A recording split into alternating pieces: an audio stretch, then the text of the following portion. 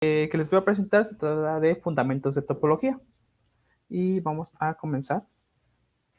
Primero voy a explicarles de qué trata la topología. Topología viene de la raíz etimológica topos, que significa lugar, y logos, que significa estudio, es decir, el estudio del lugar. Es una rama de las matemáticas dedicada al estudio de aquellas propiedades de los cuerpos geométricos que permanecen inalterables por transformaciones continuas. Son también conocidas como las matemáticas de goma o de plastilina. En realidad, la topología es más conocida por esta pequeña broma en la cual se dice que un topólogo no puede diferenciar entre una dona y una taza de café. Lo que sucede es de que la topología lo que permite es que dos objetos a los cuales podríamos, no sé, imaginar de goma, los podamos moldear y la topología los considera exactamente el mismo objeto. Entonces, por ejemplo, aquí podemos ver que una taza, si tú te fijas en la asa, es un agujero, es el único agujero que tiene la taza realmente. Entonces, podemos pasar de la dona a la taza simplemente haciendo estos pequeños cambios. Supongamos que los objetos son de goma. En todo caso, los podemos deformar. Sin embargo, no podemos agregarle o quitarle agujeros. Y estas serían como las primeras clasificaciones que se tienen dentro de topología. Y todo esto de lo que les estaba hablando acerca de los cambios continuos. Muy bien. Entonces, ¿cómo vamos a utilizar esto dentro de la ciencia de datos? El tema homología se refiere a intentar medir las características topológicas de los datos. Entonces, si podemos ver aquí, podemos imaginar que el prisma rectangular de la izquierda es como una especie de, tal vez de barra de plastilina que podemos moldear hasta conseguir una esfera, ¿no? Sin embargo, esta esfera es distinta de este aro que podemos ver aquí a la derecha. Pero si se dan cuenta, en el mundo de los datos, generalmente no podemos considerar, o más bien, ¿cómo consideramos las formas dentro de los datos? Entonces, para resolver este problema, tenemos que tratarlos como si fueran vectores o como si fueran coordenadas de algún espacio Rn. Esto no es tan difícil de entender, es de esta manera. Simplemente hay que asociar los datos con un vector. Por ejemplo, en la primera imagen, que dice el ejemplo 1, lo que hice fue buscar las ubicaciones de los McDonald's dentro de la capital de Puebla. Entonces, si queremos pasar de estas ubicaciones a vectores, lo único que necesitaríamos sería tomar x, la componente x como una latitud y la componente y como una longitud. Entonces ya podemos asignar cada McDonald's a una coordenada x y una coordenada y, y entonces podemos traspasarla hacia el plano cartesiano. Esta idea no es tan descabellada, pero por ejemplo, lo podemos aplicar a todavía ideas todavía más complicadas. Por ejemplo, tenemos las calificaciones de los alumnos de alguna escuela. Supongamos que tenemos nada más las materias de matemáticas, español, inglés, geografía, historia, biología y física. Después de algún periodo tenemos las siguientes calificaciones que podemos encontrar en la tabla de hasta abajo. Solamente vamos a graficar las calificaciones de Juan y Pedro. Y estas las podemos entonces ver como si se tratara de un vector, pero en este caso de 7 componentes. Esto ya es bastante complicado de verlo. Ya no lo podemos ver como si fuera en un plano, sino en algo más llamado hiperespacio. La ventaja de trabajar con hiperespacios es de que ahí podemos definir una distancia, podemos crear podemos ver algunas figuras, quizá mediante sus cualidades topológicas, en realidad. Y entonces esto nos va a permitir poder trabajar con los datos como si fueran objetos topológicos. Aquí tenemos un montón de datos que ya hemos tratado como anteriormente se ha mencionado como vectores.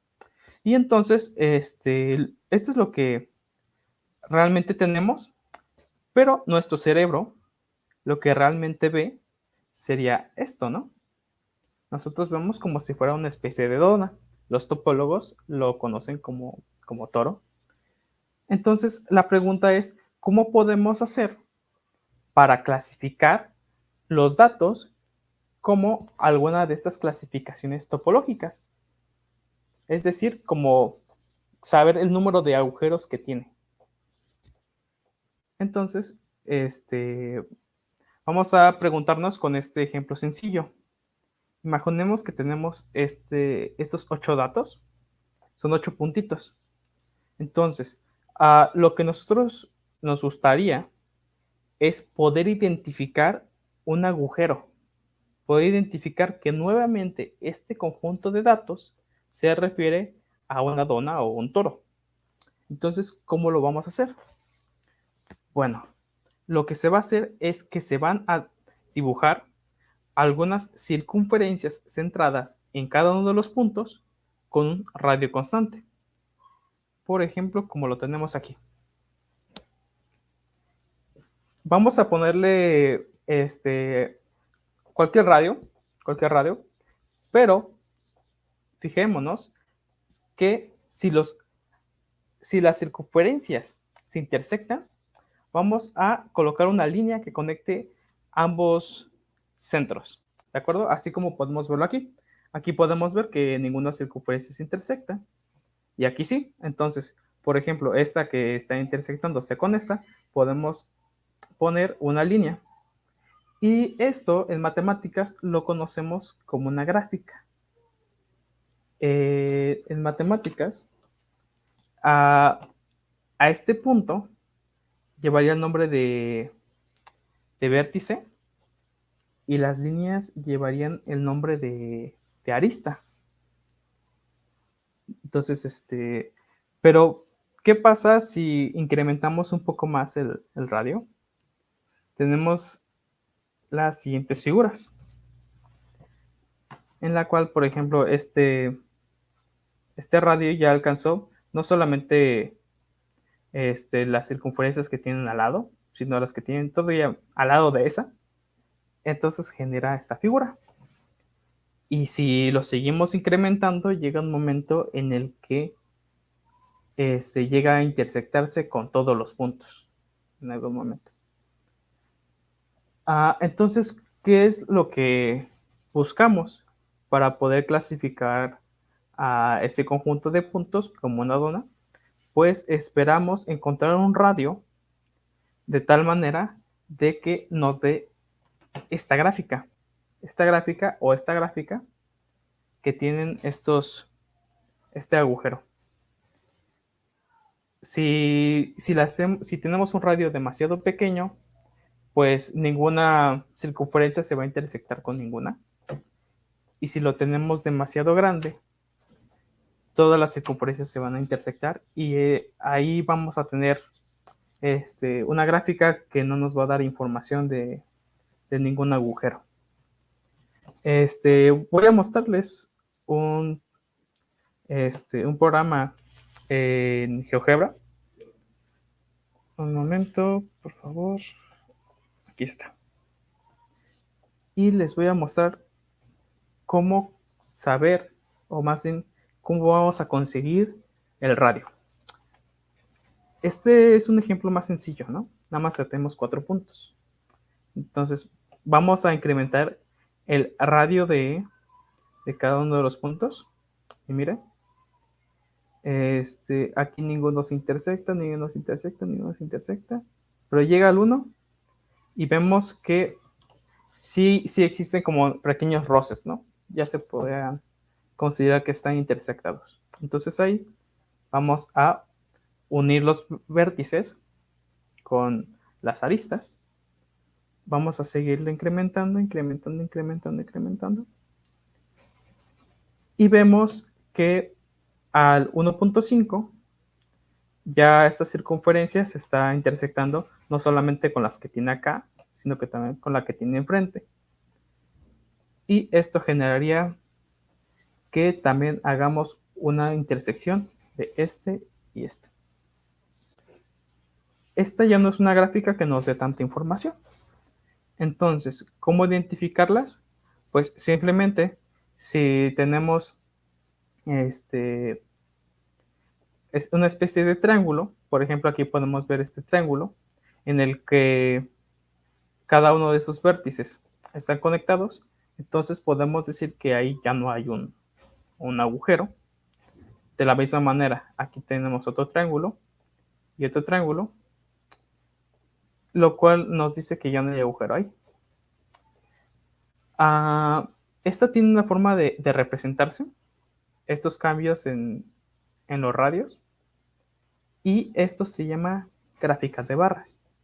En un momento les voy a mostrar más cómo funciona, pero al menos con este ejemplo quiero que noten que esta barra que vemos acá arriba señala el tiempo que dura este agujero, ¿no? Este agujero permanece aquí desde que es creado cuando el radio es 1 hasta que termina cuando el radio es igual a 1.5.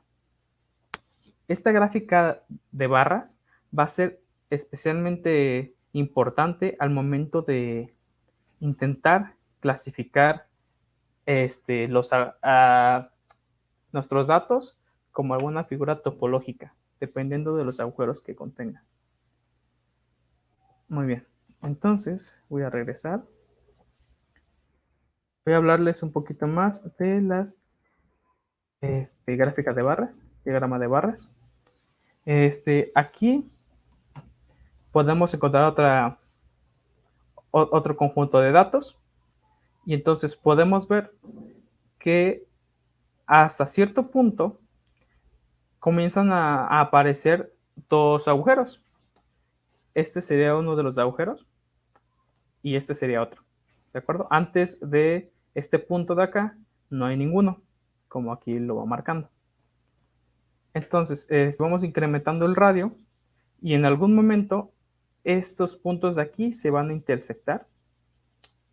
Más bien las circunferencias entre ellos se van a intersectar, lo cual va a hacer que este agujero desaparezca y solamente permanezca este, ¿no? El agujero más grande. Y podemos dejar creciendo el radio de las circunferencias bastante tiempo. Cuando hablamos de la persistencia, la homología persistente, lo que hablamos es el agujero que más tiempo permanece. Sí, el agujero que más tiempo permanece. Estos agujeros suelen ser los más importantes. Aquellos que aunque tú incrementes mucho la circunferencia, aún así ahí los puedes encontrar. Ok. Ese sería el diagrama de barras. Sin embargo, aquí nada más tomamos muy poquísimos puntos, bastantes pocos. Nosotros podríamos llegar a analizar quizá miles de puntos, decenas de miles, centenas de miles, bastantes puntos. Y entonces el diagrama de barras podría llegarse a tornar poco útil. Cuando tenemos tantas barras que se vuelve indistinguible, ya es bastante complicado trabajar con eso. Para eso es que tenemos el diagrama de persistencia. El diagrama de persistencia es una forma alternativa en la que también podemos representar el código de barras. En lugar de tener un montón de barras, esto los va a convertir a una forma un poquito más fácil de verlo. Entonces, ¿cómo funciona esto? Aquí tenemos el código de barras. Entonces, podemos ver que esta barra que primero comienza, vamos a trazar una línea perpendicular a ella, aquí donde termina, y vamos a fijarnos que en esta línea, en esta diagonal, simplemente toca acá. nuevamente vamos a trazar una línea perpendicular a esta que trazamos anteriormente hasta que llegue a donde comienza esta barra y vamos a colocar un punto. Si se dan cuenta, esta forma de este punto ya nos está dando la información de la barra. Y además podemos colocar varios puntos. En lugar de que tengamos un montón de barras, esta diagrama de barras, podemos simplemente reemplazarlos por algunos puntos. Aquí tenemos el de la barra pequeña y el de la última barra.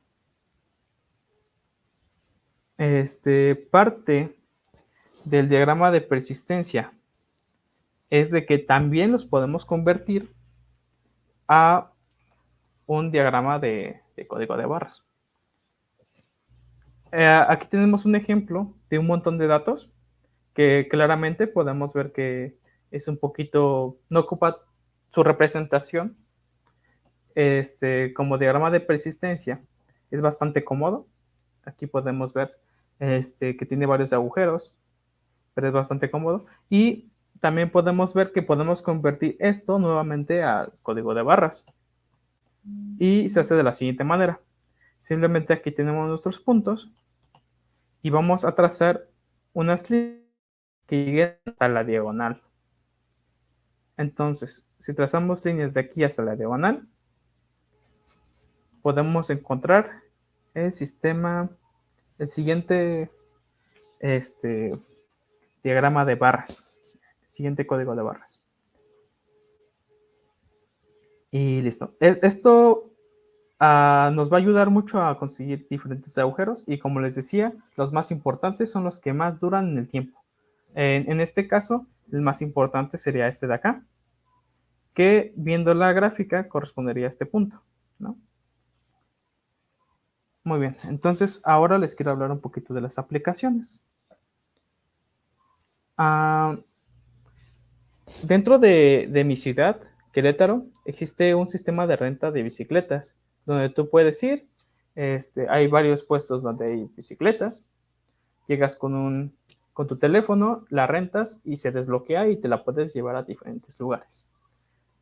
Entonces aquí podemos encontrar el lugar donde se encuentran las bicicletas, ¿no? Cada uno de estos numeritos con colores significa el lugar donde están las bicicletas. Entonces, esto simplemente lo podemos pasar nuevamente a datos de R2, de coordenada X y coordenada Y, y podemos aplicarle el algoritmo y encontrar que, por ejemplo, aquí en esta área faltan puestos de bicicletas, ¿no? Quizá a la compañía que esté ahí encargada, tal vez no le interese, ¿no? Tal vez no le interese colocar bicicletas en ese lugar, o tal vez sí y no se ha dado cuenta.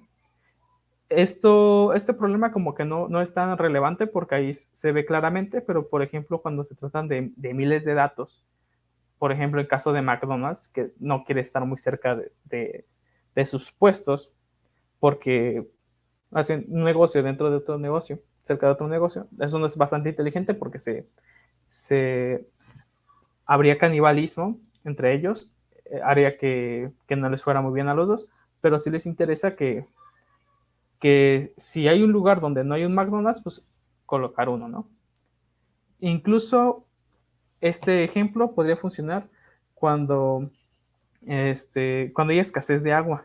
Si hay diferentes zonas donde se reportan escasez de agua, nosotros podríamos aplicar el algoritmo y encontrar algún lugar y tratar de trabajar con él, ¿no? Bueno, otra aplicación que tenemos es la resonancia magnética funcional. Lo que pasa es de que nuestro cerebro tiene diferentes estímulos, se llaman disparos, dado ciertos estímulos, a tomar algún fármaco o diferentes otras cosas que sucedan. Entonces, si en algún momento se quisiera estudiar algún fármaco que inhiba funcionamiento de algún área del cerebro, esto nos ayudaría a conocer qué lugar es, ¿no? O sea, en qué lugar tenemos algún agujero. Y también he visto, este es un ejemplo bastante famoso dentro de topología en análisis de datos, que es detección de tipos de cáncer. Generalmente estos ejemplitos de aquí anteriores son bastante fáciles de entender, pero ya la detección de tipos de cáncer ya es un poquito complicado. Nuestro trabajo hasta este momento simplemente es trabajar con los datos. Sin embargo, si por ejemplo quisiéramos estudiar qué es lo que significa algún agujero en otros contextos, vamos a necesitar la ayuda de algún experto. En este caso, desconozco sinceramente qué es lo que se estaba estudiando, pero parece ser que la topología ha ayudado a conocer, más bien a clasificar, a detectar diferentes tipos de cáncer. Y por lo pronto, eso es todo. Muchas gracias por la invitación. Hola, gracias por quedarte hasta el final del video. Recuerda que puedes ver más contenido como este en nuestro canal de todos los eventos a los que asistimos porque we love devs. Y acuérdate de darle like, compartir, suscribirte y darle a la campanita para que estés al pendiente de todo nuestro nuevo contenido. Además, seguirnos en todas nuestras redes sociales para que siempre estés al día sobre todo lo que subimos. Además, aquí te dejamos otros videos para que los puedas ver. Exacto. Gracias.